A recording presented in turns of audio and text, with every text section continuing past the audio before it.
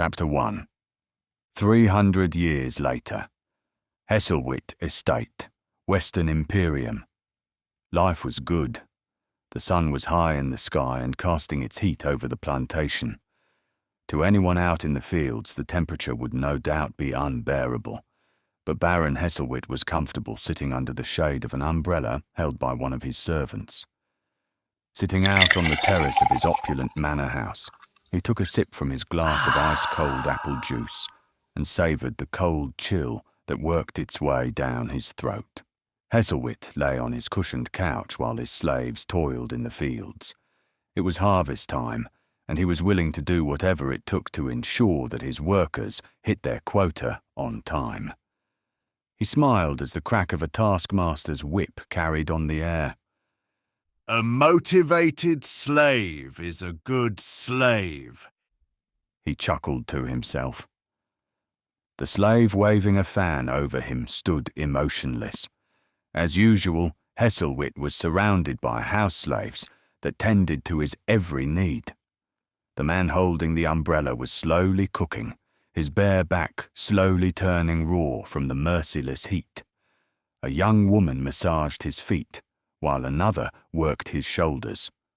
Unlike their lord, they were all skin and bone. "I am sure Her Supreme Majesty will be pleased with this year's harvest. I hear all of the barons have been working their slaves especially hard. Hopefully, it will be enough to allow her to forget the unpleasantness that occurred last year," said the baron's guest. Tall and wiry, Minister Trajan was the complete opposite of the baron. He was the leader of the Western Imperium. Only the Supreme herself was of a higher rank. Hesselwit shifted uncomfortably under Trajan's intense gaze. The man never seemed to blink. It was most discomforting. "Yes, well, the peasants paid a hefty price for that little incident. It took me 6 months to buy in enough new bodies to replace those I lost to the executioner's axe.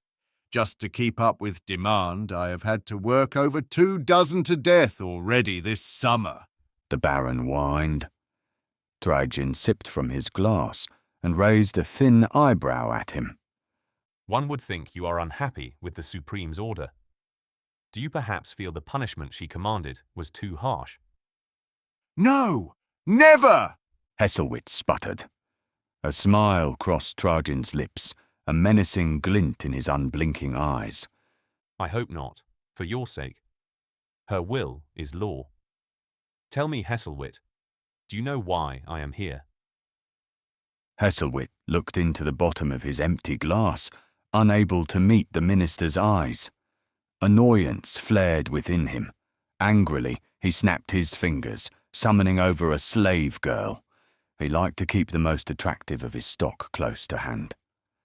On his instructions, the girl poured him another glass of juice and scooped out some ice from a nearby bucket. "Such extravagance for such a middling baron. Importing ice from the mountains must cost a hefty sum," Trajan noted, a hint of threat in his tone. Despite the iced drinks and the shade cast by the umbrella, Hesselwit began to sweat profusely. "My business interests in the mines at Hestra provide me with ample income," Hesselwit said hesitantly.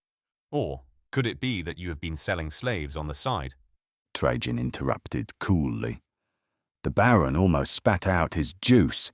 He felt panic rising within him. How did the minister know? Did one of those wretched slave masters inform on him? An awkward silence descended. Trajan continued to stare at the now profusely sweating baron. "I jest, of course," he said, breaking the quiet. "I am here to ensure that you continue to send your quota of slaves to the capital."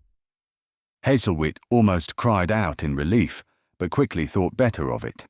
The amused expression on Trajan's face suggested that the minister knew all about his little business on the side. No doubt he too sold his most attractive slaves to the pleasure palaces across the Imperium.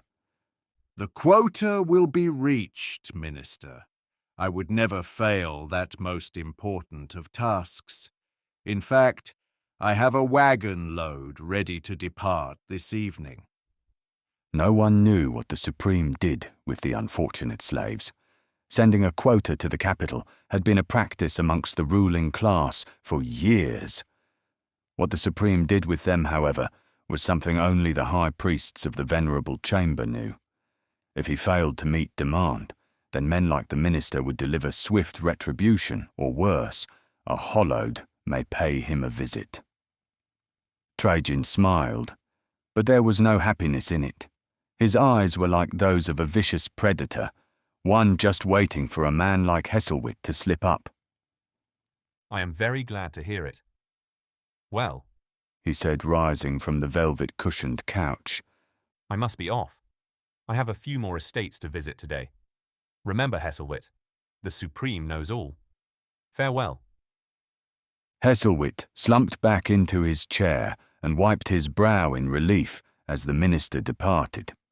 Once Trajan was out of sight, he snapped his fingers, summoning a slave. Go into the manor's wine cellar and bring me a bottle of the 34 vintage. After that, I need something stronger than poxy apple juice. The slave bowed deeply and hurried off towards the manor. The minister was just doing what he always did. The man liked to throw his weight around and reinforce just who was in charge of this part of the Imperium. Heselwit smiled to himself. He would play the game just as his father had done, and his grandfather before that. Despite the postulations of the venerable chamber's chanters, the Supreme Imperium was anything but pure. Every baron was out for themselves. Slaves meant wealth, and wealth meant influence in the capital. Overall, he was satisfied with his performance at handling the minister. Perhaps I shall celebrate tonight, he thought. The raven-haired beauty that acted as his wife's body slave would do. He'd had his eye on her for a while. He looked out over the field satisfied that the slaves were working hard. The taskmasters were pushing them to their limits, but such was their lot in life. They were the bottom of the heap, those least in the Supreme's favour. The men and women toiling away looked broken, centuries of oppression dwindling any fight within them. Heselwit's eyes fell on an old man who was struggling to stay on his feet. The man was more like a skeleton, and his limbs were feeble. The baron sighed in exasperation as the man collapsed amongst the wheat. There goes another one, he muttered. Some of the other slaves looked up from their tasks before forlornly returning to work. To go to the man's aid would only result in a whipping from the taskmasters. Servitude and obedience was their lot in life, just as the Supreme decreed. His heart quickened as he spotted a tall, thin man wearing a suit and tie standing in the field. They looked at each other for a heartbeat, and to his stunned disbelief, the man had no eyes, just empty holes where they should have been.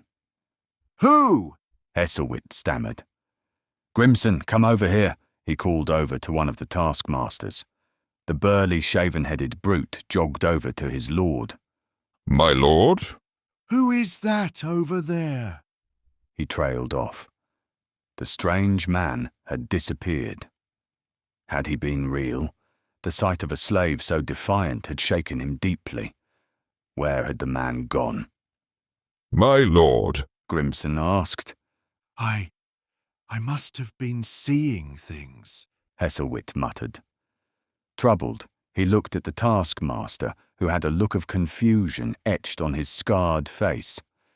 It's just the heat. Yes, the heat has gotten to me. Back to work with you. Vavius knew things should be different. His travels across the Supreme Imperium had taken him to places that even the Supreme's omnipotent gaze could not reach. She thought herself invincible. Vavius would prove her wrong. It hadn't always been this way.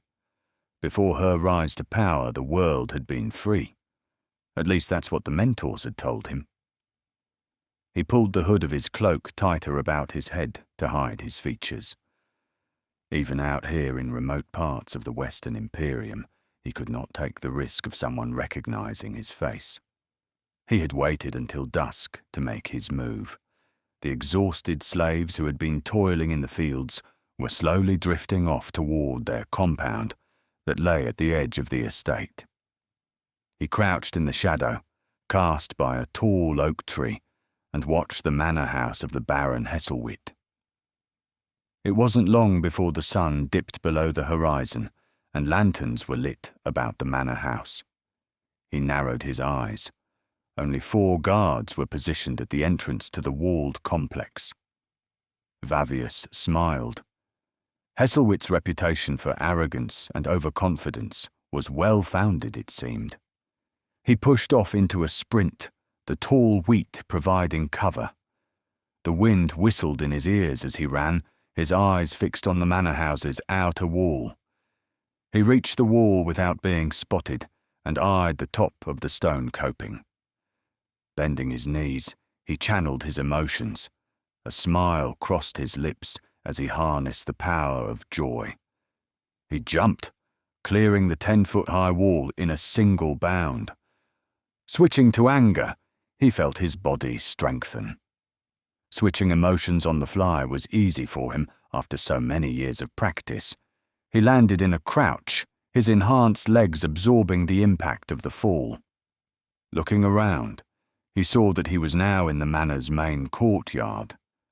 He shook his head at the Baron's slack security. If the man knew that there was an empowered one in the area, he would surely have garrisoned an army, or worse. Swiftly, he crossed the courtyard and ducked down a flight of stairs that lead to the manor's cellar. If all went according to plan, it should have been left open for him. Voices caused him to pause and duck into the shadows. 2 armored guards ambled by, completely oblivious to his presence. Once they were gone, Vavius turned and tried the cellar door handle. He smiled. The latch was open. The slave he had bribed the previous night had done her job well. Carefully, he opened the door and slipped inside. The cellar was dark, save for a single candle casting a flickering light. Barrels and racks of wine bottles filled the space.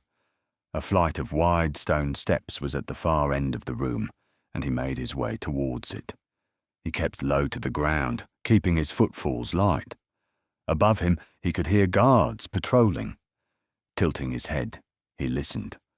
Just one was in the corridor above him. He reached the bottom of the steps and ascended quickly. There was no door blocking the stop of the stairs. Instead, there was an open archway that led into a wide carpeted corridor. Vavius pressed himself tightly against the cold stone wall and peeked around the archway. He had been right. Just one lone and bored-looking guard was doing his rounds. The man was looking at a painting hanging on the wall. From his vantage spot, Vavius could see that the image was that of a beautiful brown-haired lady. The Baroness, no doubt, he thought. Darting out from the archway, he crept up behind the distracted guard, and with a sharp movement wrapped his strong arms around the oblivious man's throat. A quiet popping noise sounded as his power-enhanced limbs snapped the guard's neck with ease. Maintaining his grip, he dragged the corpse to the archway and down into the dark depths of the cellar.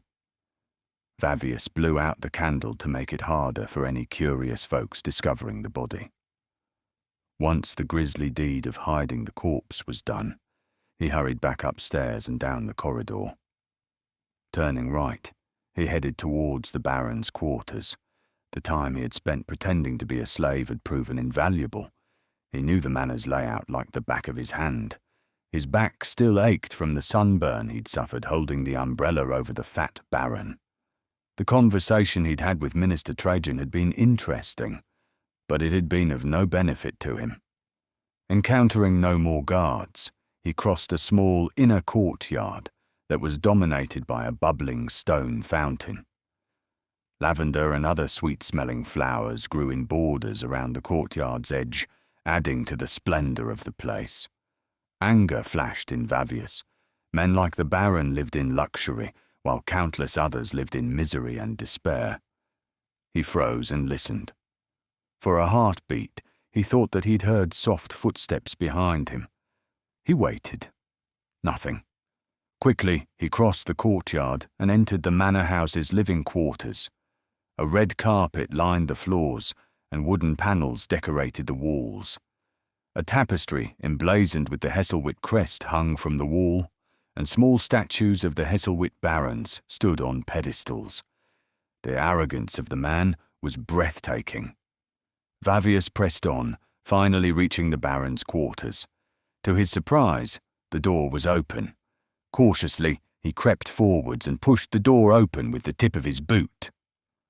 Lying on the four-poster bed that dominated the chamber was the baron. His throat slit and his eyes bulged in a death stare. Next to him was the baroness, a deep cut across her delicate neck. The room stunk of blood. The bodies were a surprise, but the creature standing over them made Vavius recoil. Tall and thin, with a long, narrow face, and dressed all in a suit of black, stood a hollowed. "You've finally arrived. We were beginning to grow impatient," the hollowed said in a deep, emotionless voice. "Were you looking for this?" it added. In its hand was a scroll. On seeing it, Vavius's heart sank. The tall and unnaturally thin figure turned from the bodies and looked at Vavius. Just like all hollowed, it had no eyes, just black holes where the organs had once been. Vavius tensed. No one had ever fought a hollowed and lived. He turned, trying to flee, but another eyeless figure now barred the passage behind him. He'd been followed. There was no escape. He had failed.